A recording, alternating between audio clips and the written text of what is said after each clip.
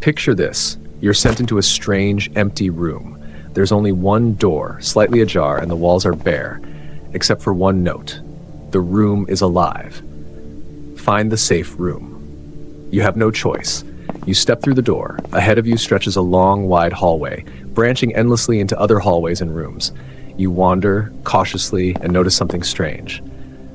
The walls. Some are painted slightly differently, and then another, colors that seem to form a pattern, as if the room itself is trying to tell you something. Suddenly, the floor vibrates. Your heart pounds. Peering down the edges of the hallways, you see it. Walls after walls are slowly closing in, compressing, crushing anything in their path. You run, following the odd-colored walls, desperate, as the narrowing walls chase you like some living trap. Up ahead, the colored walls form a cross, a horizontal line, a vertical line, a map guiding your path.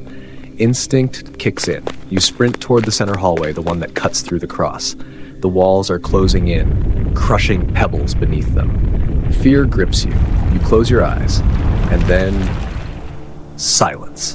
When you open your eyes, everything has changed. The maze has shifted. All the surrounding hallways and rooms have turned to solid walls, leaving the hallway you stand in as the safe room.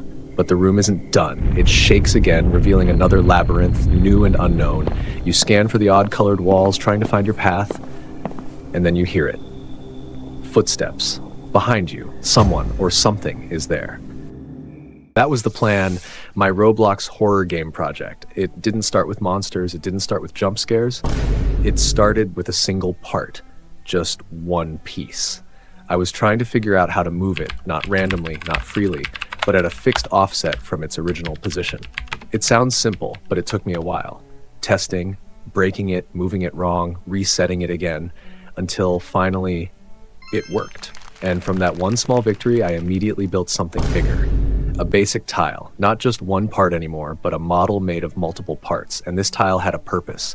The plan was to make it transform into a room, a hallway, or a solid wall. 3 states, 3 possibilities, one system controlling them all. And honestly, this was the part where I almost gave up. It felt messy, confusing, like the logic just wouldn't connect, but somehow I managed to solve it. And once it finally clicked, I didn't just leave it there. I redesigned it, turned it into an object-oriented base-type system. So now I can freely create, control, and expand large maps whenever I want. And this time, it's not just a horror game idea anymore. It's becoming a system. It was already good until I realized it still sucks. I mean, it's still not really making random paths. It's just recurring the same. In order to create a proper map generator, I really need to understand the algorithms that make up a cool natural map. So I did my research and looked for some gold-ass tutorials I could find. But none of them fits my game. I mean, they could, but the algorithms are too complicated. It might take me another years to study. So instead, I tried to figure out my own solution. Let's say I have a 10 by 10 tile grid. If I put 20 room tiles randomly on the grid, it could then find a way to connect them with hallway tiles myself. That could probably work, but the question is, how? Let's say the solution is spawning hallways in the middle of 2 rooms. Then, you might think that's the right answer, right? But the problem with that method happens when one of the random rooms doesn't align with anyone. If it doesn't align with any other room, then that room becomes unreachable. Navigation system fails. But we can also say, spawn hallways in the middle of rooms and hallways. So if one room is not aligned with any other room, but it is aligned with a hallway, then the system would still be able to draw a line of hallway to connect them. Brilliant. But no, a problem may still occur when a room is aligned with nothing at all. Navigation system failed again. But what if a room that is aligned with no one decides to make its own hallway instead? So then, if the room is in a place where it is completely alone, the system will begin to calculate, of all rooms, which one is the nearest to this lonely room.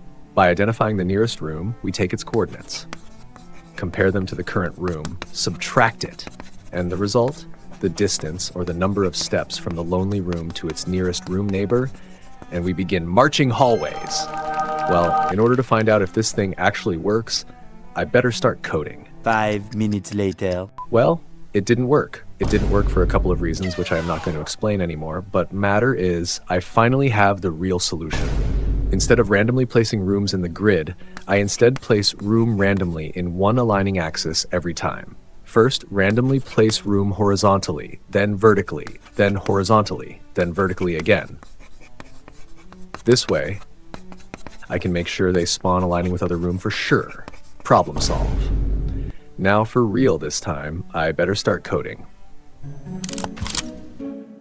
The first thing I did was remove the room tile that was set to solid. A small step for optimization, but a huge step for sanity. It took a lot of my brain cells, straining, burning, questioning my life choices to actually make the room and hallway connection work. And then at last, guess what? It finally worked. The only thing missing now? The doors. But that's fine. No, really. Because all I have to do is check every single tile's neighbor. Is it a tile or just empty air? And then in the direction where a tile exists, I curve a hole in the wall, and then boom, congratulations. We now have the perfect random map generation. And I didn't stop there. No, I added a couple of polishing parameters so I could choose the material, the color, and even randomly turn off light bulbs to any amount of light percentage I desired. Behold, a map alive, breathing, random, yet perfectly under my control. I've got huge plans for this horror game project, but I'm ending this episode here. This devlog series is going to be long, so stay tuned. Next up, making the map move. Literally. I want players running for their lives as the map shifts, crushes, and transforms everything in its path. I'll animate walls closing, change colors, switch textures. A full-on map transformation that players can feel. I wish I could speedrun this, but no. I want every detail crafted with pure art. And the monster? Oh yes, there will be monsters lurking, ready for players to avoid at all costs. See you in the next episode, and hey, don't forget to subscribe, I really need that.